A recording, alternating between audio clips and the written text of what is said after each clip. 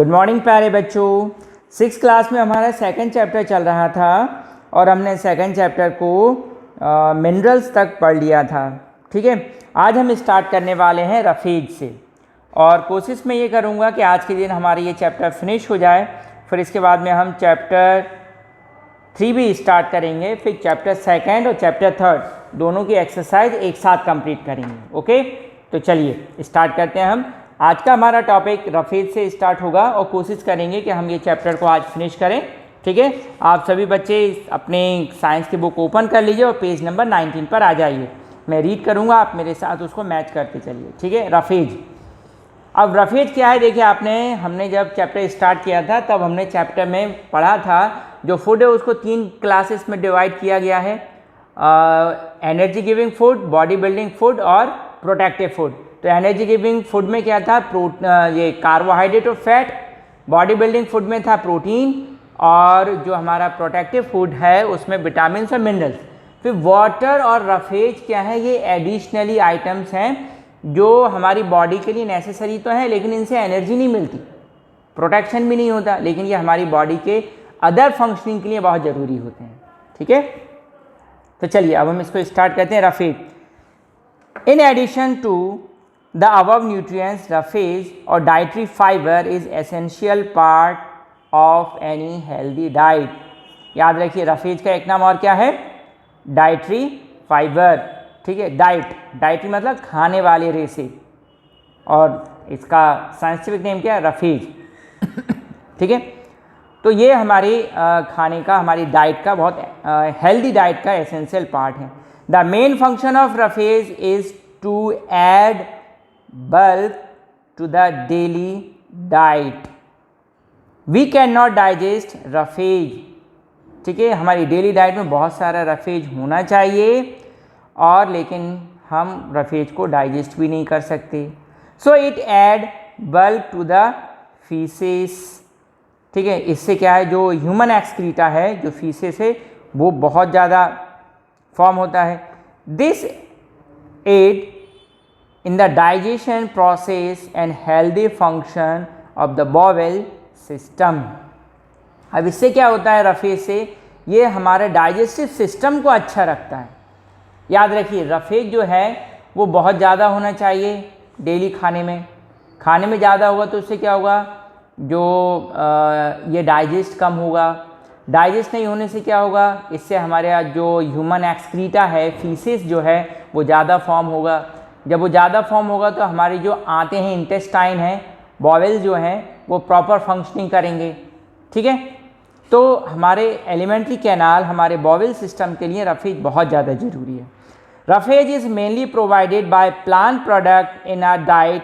Fruits are one common source of roughage. For example, apple, pear, grapes. आप याद रखिए, अगर आपको अपना सुबह अर्ली मॉर्निंग में अगर आपको फ्रेश होने में थोड़ा सा टाइम लगता है या बहुत टाइम लेते हैं आप फ्रेश होने में, ठीक है, आप समझ रहे हैं ना मेरे कहने का मतलब।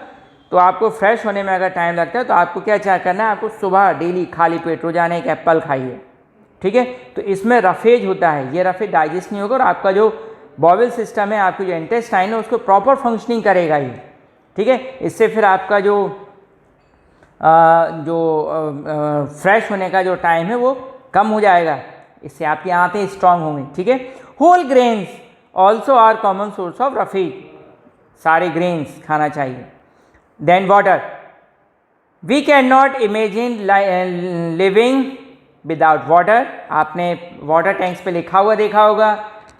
कुछ स्लोगन तो मेरे को भी याद हैं।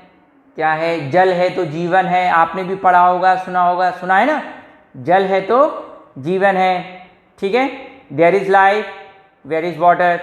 जहाँ पानी वहाँ जीवन, ऐसा बहुत सारे स्लोगन्स होते ना। तो we can not imagine living without water. पानी नहीं तो जीवन नहीं, हमको पता है। Even for a day at least 6 to 8 glasses of water should be taken every day. आपको क्या करना चाहिए, रोजाना 6 से 8 गिलास पानी पीना चाहिए। Even more in hot and dry weather. जब गर्मियाँ हों तब ज़्यादा पीना चाहिए। Fluid intake in the form of water based drinks is also essential for the good health. ऐसे सारे फूड क्या कहते हैं ड्रिंक्स जिसमें पानी ज़्यादा होता है वो हमारी हेल्थ के लिए अच्छे होते हैं। ठीक है। Some amount of water is also obtain from fruits and vegetables. थोड़ा सा पानी हमको वेजिटेबल से और फ्रूट से मिल जाता है। Water is needed for the following reason. अब पानी क्यों चाहिए? अब ध्यान रखिए, देखिए पानी से हमको एनर्जी नहीं मिलती पहली चीज़, और पानी से हमारे को क्या कहते हैं बॉडी बिल्डिंग भी नहीं होती। फिर पानी क्यों ज़रूरी है, अब वो एस्पेक्ट्स हम समझेंगे। Number 1, it is a good solvent and it help the transport of various substances and carrying the digest food to all part of the body. समझे? ये क्या है? ये बहुत अच्छा सॉल्वेंट है। इसमें जितने भी हमारी बॉडी में टॉक्सिक सब्सटेंस बनते हैं ना, सब पानी में घुल जाते हैं। हमने पानी पिया, हमारी बॉडी में जो टॉक्सिक सब्सटेंस बने वो पानी में घुल गए। अब ये पानी कहाँ जाएगा? किडनी में जाएगा। किडनी इसको यूरिन में फॉर्म कर देगी। ठीक है। और जब हम यूरिनेट करेंगे तो जो पूरा भी टॉक्सिक मटेरियल है वो यूरिन के थ्रू बॉडी से बाहर। ठीक है। तो कितना इंपॉर्टेंट रोल प्ले कर रहा है? पूरा जो टॉक्सिक मटेरियल हमारी बॉडी में बनता है सब यूरिन के फॉर्म में पानी के साथ बाहर। तो ये बहुत अच्छा सॉल्वेंट होता है। दूसरा काम क्या करता है? It help in transportation of various substances and carrying the digested food to all part of the body. अब हमारी बॉडी में देखिए, आपको एक एग्जांपल देता हूँ। कभी कभी क्या होता है, हमारा सिर दर्द करता है तो हम मेडिसिन खा लेते हैं। अब मेडिसिन तो हम माउथ के थ्रू इनटेक करते हैं, फिर ये हमारे स्टमक में चली जाती है। ठीक है। और सिर कहाँ होता है? माउथ के ऊपर। तो अब बताइए वहाँ तक ये मेडिसिन कैसे पहुँचेगी? सोचो। अब देखिए क्या हुआ, सिंपल, आपने पानी पिया, पानी में ये मेडिसिन डिज़ोल्व हो जाएगी। पानी में जब ये डिज़ोल्व हो जाएगी, क्योंकि पानी सॉल्वेंट होता है तो सारी चीज़ें पानी में घुल जाती हैं। अब ये पानी कहाँ जाएगा? ब्लड में। और ब्लड हमारी पूरी बॉडी में जाता है। तो ये पानी के साथ डिज़ोल्व होकर कहाँ पहुँचेगा? ब्लड पहुँचेगा हमारे हेड में। और जहाँ हमारे हेड के पार्ट में पेन हो रहा था, अब थोड़ी देर बाद हमको रिलैक्स फील होगा, रिलीफ मिल जाएगा। ठीक है। तो समझ गए ना, ये हमारी बॉडी के वेरियस पार्ट में सारे सब्सटेंसेस को ट्रांसपोर्ट करता है और फूड को भी पूरी बॉडी में लेके जाता है। Water is essential for the proper function of the kidneys and bowels. और हमारी किडनी के प्रॉपर फंक्शनिंग के लिए जरूरी है। किडनी का वर्क क्या है? किडनी यूरिन फॉर्म करती है, वाटर ब्लड को फिल्टर करती हैं। तो फिल्टर कब होगा ब्लड? जब उसमें पानी ज़्यादा होगा, तभी तो अच्छा छनेगा, अच्छे से फिल्टर होगा। ठीक है। फिर आंतें भी अच्छी तरह से काम करेंगी, intestine. It helps in elimination waste like sweat and urine. फिर हमको पसीना आता है, उसमें भी पानी होता है, और यूरिन उसमें भी पानी होता है। ठीक है। तो ये इसके लिए ज़रूरी है। फिर it keeps our body cool. जब गर्मी लगती है बहुत तेज़ तो हम पानी पी लेते हैं, हमको फिर ठंडा महसूस होता है ना। चलिए फिर ये answer time. Match the following. अब ये आप फॉलोइंग को मैच कीजिए। विटामिन्स किस में आते हैं? ये और roughage and fish and glucose and starch, इनको मैच करना है आपको। Protein, nutrients, fibre food, carbohydrate और इंस्टेंट सोर्स ऑफ एनर्जी। ठीक है। तो देखिए आप, हमने एक छोटा सा एग्जांपल लिया था। जो एथलीट्स होते हैं वो हाथ में बॉटल अपने साथ कैरी करते हैं जब वो रनिंग कर रहे होते हैं, दौड़ रहे होते हैं, और बार बार वो बॉटल से कुछ लिक्विड ड्रिंक करते हैं। उस लिक्विड में क्या होता है? ग्लूकोज। और ग्लूकोज से क्या मिलता है? Instant energy. तो ग्लूकोज क्या होगा? Instant source of energy. ठीक है। फिर हमने देखा था कार्बोहाइड्रेट के बहुत सारे फॉर्म होते हैं, उसमें से स्टार्च भी एक फॉर्म होता है। तो स्टार्च को किसके साथ मैच करेंगे? कार्बोहाइड्रेट के साथ। फिश तो फिश क्या है? फिश में तो प्रोटीन होता है ना। तो फिश से क्या मिलता है? प्रोटीन। ठीक है। फिर रफेज। अब रफेज क्या है? बोलो। रफेज है fibre food, fibrous food, dietary food. ठीक है। और विटामिन क्या है? न्यूट्रिएंट्स। ओके। आप मैच कर लीजिएगा, मैंने सब बता दिया आपको। चलिए अब आ जाते हैं हम अपने नेक्स्ट पेज पर, पेज नंबर 20। ओके, चलिए पेज नंबर 20 पर आ जाइए। बैलेंस डाइट, और देखिए कितनी अच्छी थाली बनी हुई है। अ बैलेंस डाइट फॉर यू, आपके लिए है, ठीक है। अब इसमें तो पहचानना मेरे को तो आइडेंटिफाई करने में बहुत प्रॉब्लम हो रही है। इसमें 1 2 3 4 5 सेक्शंस बने हुए हैं। एक सेक्शन में वेजिटेबल्स और फ्रूट्स हैं, और एक में कुछ फ्लैक्स वगैरह हैं, एक में मिल्क प्रोडक्ट हैं, ठीक है, एक में एनिमल प्रोडक्ट रखे हुए हैं, ठीक है, ऐसा शो किया हुआ है। तो ये सब मिलके क्या बनता है, एक बैलेंस डाइट। अब देखिए बैलेंस डाइट का मतलब क्या है, सिंपल समझ लीजिए, एक ऐसी डाइट जिसमें क्या क्या हो, कार्बोहाइड्रेट हो, प्रोटीन हो, fat, minerals, vitamin, roughage, water, ये सारी चीज़ें हों एक बैलेंस फॉर्म में, जिससे आपकी बॉडी की मसल्स भी डेवलप हों, आपकी बॉडी की डिजीज़ से फाइट करने की कैपेसिटी भी बढ़ जाए, और bone and teeth and guns and nerves and skin and eyes and kidneys and bowel and lungs and liver and heart and other rest part of the body, पूरी body properly functioning करे, sound body हो जाए बिल्कुल आपकी, strong, ठीक है। तो ऐसी डाइट जिसमें ये सारे न्यूट्रिएंट्स होंगे उसको क्या बोलेंगे हम, बैलेंस डाइट। चलिए रीड करते हैं।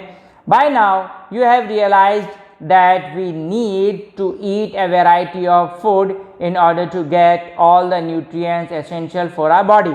In fact, the amount of a nutrient needed by a person different with age, sex and kind of physical work the person does. Okay? अब देखिए आपने देखा होगा डिफरेंट टाइप की चीज़ें हम खाते हैं, लेकिन ये सारी जो चीज़ें हैं वो किसके ऊपर डिपेंड करती हैं, in fact the amount of nutrients needed bye a person different, सबके लिए डिफरेंट है। किस किस बेस पे है, एज, कोई छोटा बच्चा होगा उसकी बॉडी की रिक्वायरमेंट अलग है, एक 6 महीने का बच्चा उसकी बॉडी की रिक्वायरमेंट अलग है, और एक 60 साल का कोई पर्सन है 60 ईयर्स के, उनकी बॉडी की रिक्वायरमेंट अलग है, कोई 90 ईयर्स के हैं उनकी बॉडी की रिक्वायरमेंट अलग है, 15 ईयर के पर्सन की रिक्वायरमेंट अलग है, और 10 ईयर के जो किड्स हैं उनकी बॉडी की रिक्वायरमेंट अलग है। एंड सेक्स, और मेल की रिक्वायरमेंट अलग है और फीमेल की रिक्वायरमेंट अलग है, ठीक है, बॉयज़ की रिक्वायरमेंट अलग है और गर्ल्स की रिक्वायरमेंट अलग है। The kind of physical work the person does, अब मान लीजिए आप जो पढ़ते हैं बच्चे उनके लिए बॉडी की रिक्वायरमेंट अलग है, जो लेबर वर्क करते हैं उनकी बॉडी की रिक्वायरमेंट अलग है। अ बैलेंस डाइट इज डिफाइंड, अब देखिए ये डेफिनेशन है और कहीं क्वेश्चन भी आएगा बैलेंस डाइट वाला, तो आप इसको यहाँ से मार्क कर सकते हैं ना, कहाँ से मार्क करना है, यहाँ से। अ balance diet is defined as a diet which provide all the nutrients required for the maintenance of cells, tissues and organs of the body, ठीक है, of the body तक ये फिनिश हो गया, यहाँ तक ये definition complete. It gives support for normal growth and development that a person needed according to his age and physical work he does. Age के अकॉर्डिंग और जो फिजिकल वर्क करते हैं उसके अकॉर्डिंग रिक्वायरमेंट बदल जाती है। एक्टिविटी नंबर 5, अब एक्टिविटी नंबर 5 में क्या करना है, to prepare a balance diet for meals in various regions of India, check out the food culture different region in our country and prepare a chart like the one blue.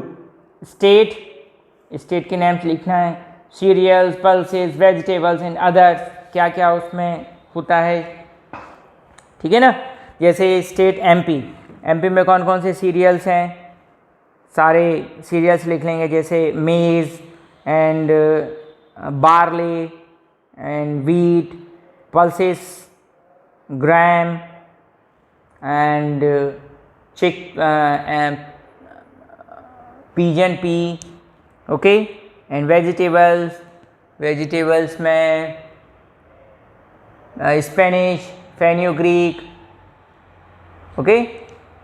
And others कुछ और जैसे potato, sweet potato, carrot, ginger. Okay, तो ये MP का हो गया। इस तरह कुछ और स्टेट का बना सकते हैं। ठीक है, हो सकता है कि आपके फादर यूपी को बिलोंग करते हो या मदर यूपी को बिलोंग करते हो, तो आप यूपी का भी बना सकते हैं। पापा से पूछ के बता सकते हैं कि यूपी में कौन कौन से सीरियल्स हैं, पल्सेस हैं, वेजिटेबल्स हैं। ठीक है, 2-3 स्टेट का चार्ट आप प्रिपेयर कर लीजिएगा अपनी फेयर कॉपी में। ठीक है, लेकिन एमपी का सबसे पहले आपको प्रिपेयर करना है। क्यों? क्योंकि we live in MP now. Okay, a child in his growing years needs more protein. एक बच्चा जो ग्रोथ कर रहा है उसको प्रोटीन सबसे ज़्यादा चाहिए। And carbohydrate to grow well, और carbohydrates and to build his or her body and get energy for various life process. ठीक है, बच्चों को ज़्यादा चाहिए प्रोटीन और carbohydrate. A sportsman who does a lot of physical work needs more carbohydrate to get energy. कोई sportsman है उसको एनर्जी चाहिए, जैसे रनर है या क्या कहते हैं, फुटबॉल प्लेयर है, क्रिकेटर हैं, या कोई भी स्पोर्ट्समैन है, एथलीट्स हैं, क्योंकि वो दौड़ते भागते ज़्यादा हैं, खेलते हैं, तो इससे उनको एनर्जी ज़्यादा चाहिए, तो इसके लिए कार्बोहाइड्रेट ज़्यादा चाहिए। To sum up, a balanced diet must contain carbohydrate, protein, fat, vitamins, minerals, salt and fiber in right proportion. Okay, come to the next topic, food and health. When we do not have a balanced diet, सोचो अगर हम balance diet नहीं लेंगे तो क्या होगा? क्या होगा? प्रोटीन कम खा रहे हैं तो बॉडी में प्रोटीन की कमी हो जाएगी, कैल्शियम नहीं है तो हड्डियां कमज़ोर हो जाएंगी, बोन्स, है ना, फिर गम्स कमज़ोर हो जाएंगे, फास्फोरस नहीं है तो, एंड फिर टूथ डिके, टूथ जो टीथ हैं वो कमज़ोर हो जाएंगे, है ना, फिर विटामिन ए नहीं ले रहे हैं हम तो आइज़, इनकी जो फंक्शनिंग है वो इम्बैलेंस हो जाएगी, तो कुछ ना कुछ तो होगा बॉडी में। ठीक है, चलिए, तो क्या होगा? When we do not have a balanced diet, our body get deficient. उसमें कुछ कमी आ जाएगी in one or more nutrients and we fall ill due to malnutrition. Malnutrition मतलब bad nutrition, मतलब जो न्यूट्रिएंट्स चाहिए प्रॉपर अमाउंट में वो नहीं मिल रहे, उसको बोलेंगे malnutrition, mal nutrients. Malnutrition is a condition that occurs when a person's body does not get enough nutrients. Malnutrition किसको बोलते हैं? जब किसी पर्सन की बॉडी इनफ अमाउंट में न्यूट्रिएंट्स को रिसीव नहीं करती। The lack of nutrients in our food may lead to deficiency diseases.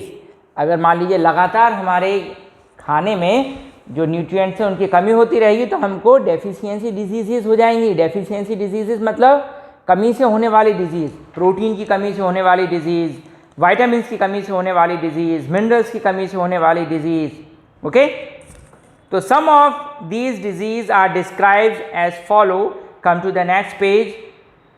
Okay, and I raised. चलिए, और आप भी आ गए होंगे पेज नंबर 21। First disease. अब देखिए, आपको एक पिक्चर दिख रही है, ये दिख रही है ना आपको, एक छोटा सा चाइल्ड दिख रहा है। A child suffering from marasmus, एक डिजीज़ है। ठीक है, बच्चों को सबसे ज़्यादा होती है। आप देख रहे हैं ना, आप अपनी बॉडी से कंपेयर कीजिए, आपकी बॉडी साउंड बॉडी है, हेल्दी बॉडी है ना, और इस बच्चे की बॉडी देखिए, आपको क्या कम लग रहा है इसकी बॉडी में? आपको दिख रहा होगा लेग्स देखिए, कितने थिन लेग्स दिख रहे हैं ना, और रिब्स दिख रहे हैं।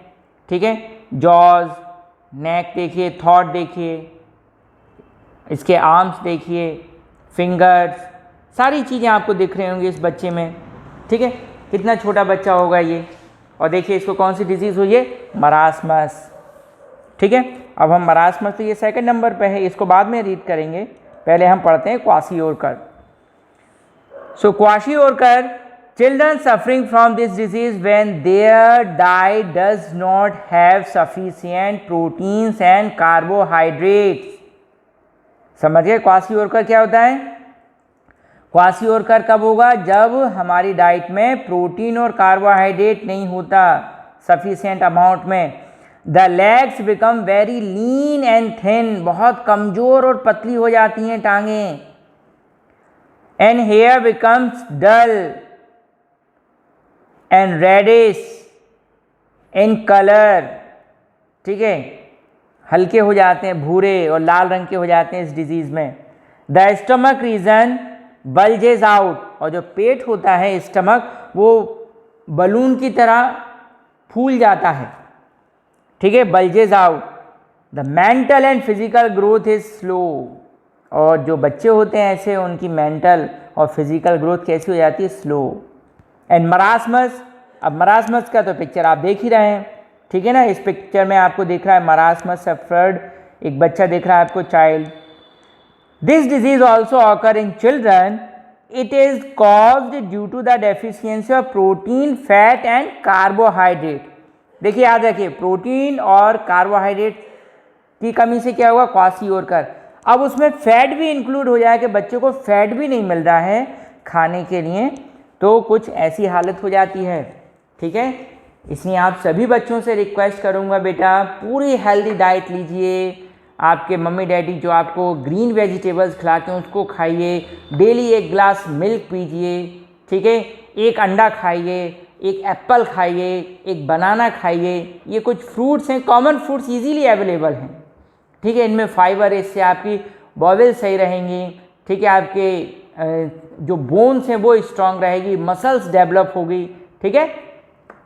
चलिए, और देखिए, नहीं तो ये कुछ डिजीज़ हैं जो उन बच्चों को होती हैं जिनके खाने में प्रोटीन, फैट और कार्बोहाइड्रेट की कमी होती है। The child suffering from this disease becomes very thin and under weight, वो बहुत दुबले हो जाते हैं और उनका वजन भी बहुत कम हो जाता है। The skin gets dry, skin सूख जाती है, लूज, रिंकल्स बन जाते हैं उस पर, एंड डेवलप फोल्ड्स, ठीक है, झुर्रियाँ, फोल्ड्स बन जाते हैं स्किन पर। The patient often gets irritating, जो पेशेंट होता है, जो बच्चा होता है, वो हमेशा चिड़चिड़ा रहता है। दो needed in very small amount, vitamins and minerals are very important for our health. Their deficiency in our body can lead to many serious diseases, as is clear from tables given below. अब vitamin A, B, C and D, इनसे कौन कौन सी disease होती हैं। Vitamin A की deficiency, night blindness, दिन में दिखता है, रात में नहीं दिखता। विटामिन बी कॉम्प्लेक्स से 2 डिजीज़ होती हैं, बेरी एंड पेलेग्रा। बेरी में क्या होता है, muscles and nervous disorder, muscles और जो नर्व सिस्टम है वो, उसमें कोई बीमारी हो जाती है, वो प्रॉपर फंक्शनिंग नहीं करता। पेलेग्रा में क्या होता है, स्किन, रेड स्किन हो जाती है, रीजन्स, वहाँ स्पॉट बन जाते हैं, ठीक है। आपको ये फिगर दिख रहा होगा, पेलेग्रा हाथ का, पाम का दिख रहा होगा ना, बैक ऑफ द पाम आप देख सकते हैं, यहाँ पे कुछ स्पॉट्स बन गए हैं, ठीक है, ये रीजन्स बन जाते हैं, रेड स्किन हो जाती है, क्या बोलते हैं, चकत्ते ऐसा कुछ बोलते हैं ना, वो बन जाते हैं। Vitamin C, scurvy. अब देखिए, आपको डेफिशिएंसी डिजीज़ में इसमें जो 2nd नंबर का पिक्चर है आप देख रहे होंगे, उसमें टीथ और गम्स दिख रहे हैं। टीथ दिख रहे हैं आपको कैसे येलोइश ब्राउन हो गए हैं, कहीं कहीं पे वाइट स्पॉट हैं, और जो गम्स हैं, गम्स भी कितने जो रेगुलर नहीं है, और काफ़ी जिगजैग लाइन हो गई है गम्स में, ठीक है ना। यहाँ देख रहे होंगे आप, ये गम्स कितना अंदर चला गया है, ठीक है, ये यहाँ देखिए, ये कुछ ऐसे वेव फॉर्म हो गई है गम्स में। नहीं तो गम्स कैसे होते हैं, रेगुलर होते हैं इस टाइप के, ठीक है, ये हेल्दी गम्स होते हैं और ये स्कर्बी गम्स हैं, ठीक है। तो ये ऐसा हो जाता है, किसकी वजह से होता है, विटामिन सी। और क्या होता है साथ में, bleeding of the gums, teeth fall out, pain in the joints, wounds do not heal properly, चोट लग जाएगी तो सही नहीं होगी जल्दी से। एंड विटामिन डी, रिकेट्स, ठीक है। आप ये 3rd फिगर देख रहे हैं एक बच्चे का, जिसके आपको लेग्स दिख रहे होंगे, ये कैसे हो गए, कर्व, जो नीज़ हैं वो आउटसाइड हो गए बॉडी से, और जो एंकल हैं वो दोनों जॉइंट हैं, तो कैसा बन रहा है, कर्व बन रहा है यहाँ पर, इस जगह पे, इस टाइप का, ठीक है, ऐसा बन रहा है, ऐसा कर्व, ये कर्व लेग बोलते हैं इसको, ठीक है। अब बताइए, अगर ऐसे बच्चे के आगे इसका मन करता होगा दौड़ने का, लेकिन इस पोजीशन में फिर बच्चे दौड़ नहीं पाते, ठीक है, तो विटामिन डी की कमी से होती हैं ये डिजीज़। तो bones become soft and deformed. Deformed मतलब बोन्स कैसी होती हैं? स्ट्रेट होती हैं, और डिफॉर्म मतलब कर्व। अब देखिए ये वाली बोन हेल्दी होती हैं और ये वाली डिजीज्ड बोन है। कौन सी बोन होना चाहिए? ये वाली बोन्स होना चाहिए, ये वाली नहीं होना चाहिए, ठीक है। एंड बो shape legs, pigeon type chest, ठीक है। अब चेस्ट कैसा होता है? चेस्ट सिंपल होता है, फ्लैट, ठीक है। पिजन का कैसा होता है? ऐसा, ठीक है। तो इस टाइप का चेस्ट हो जाता है। ये अनहेल्दी है और ये हेल्दी है, ठीक है। तो ऐसा नहीं हो, ये किसकी वजह से हो जाता है? Deficiency of vitamin D.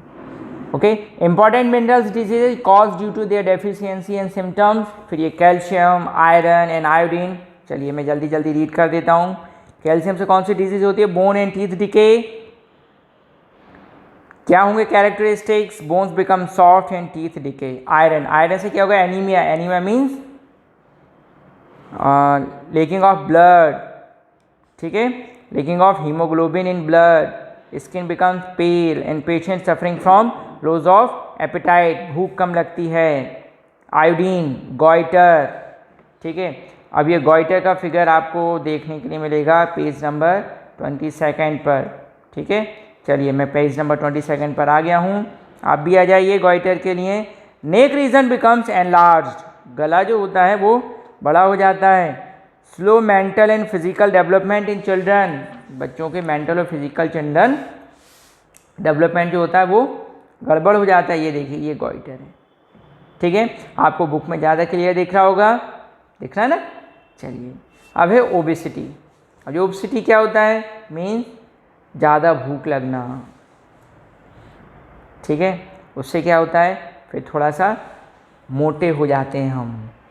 Disorder can also be cause if excessive nutrients are taken as food.